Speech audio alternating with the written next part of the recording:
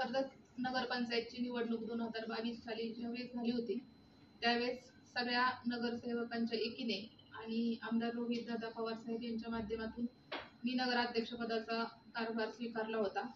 त्याच्यानंतर 2.5 वर्ष सर्व नगरपंचायतीचा जो काही कारभार आहे तो सुरळीत आणि व्यवस्थित चालू होता आणि शासन नियमानुसार तो जो काही नगराध्यक्ष पदाचा कार्यकाळ आहे तो वाढवण्यात आला. त्याच्यानंतर जे नगरसेवक आहेत तर ते इच्छुक नगरसेवक ज्यांना नगराध्यक्ष पदाची इच्छा होती घेण्याची तर ते नगरसेवक सगळे आमदार रोहितदादा पवार साहेब यांच्याकडे गेले. तेव्हा इच्छुक नगरसेवकांनी दादांपुढं नगराध्यक्षपद आम्हाला द्यावं असं त्यांनी सांगितलं. पण ज्यावेळेस आम्ही निवडून आलो होतो तेव्हा असं ठरलं होतं की नगराध्यक्ष आणि उपनगराध्यक्ष हे जे काही पद आहे आमच्या दोघांचा पण राजीनामा बरोबरच घेण्यात यावा असं ठरलेलं होतं.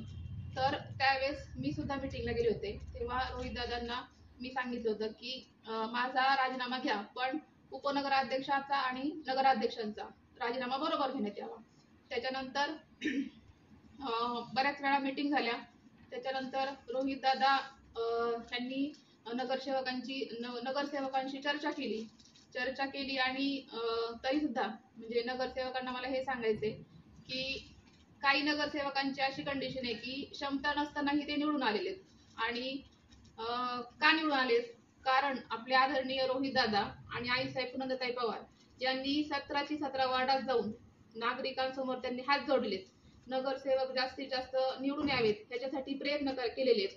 तर मला नगरसेवकांना एवढंच सांगायचंय की ह्याची तरी तुम्ही जाणीव ठेवा आणि जे काही तुमचं म्हणणं असेल जे काही तुमचं जे काही विचार आहे किंवा तुम्हाला जे काही म्हणायचे ते तुम्ही सगळ्यांनी इथं यावं, रोहितदादांशी चर्चा करावी. मी माझा राजीनामा द्यायला तयार आहे पण अगोदर उपनगराध्यक्षांचा राजीनामा घ्यावा आणि मी माझा लगेच राजीनामा द्यायला तयार आहे.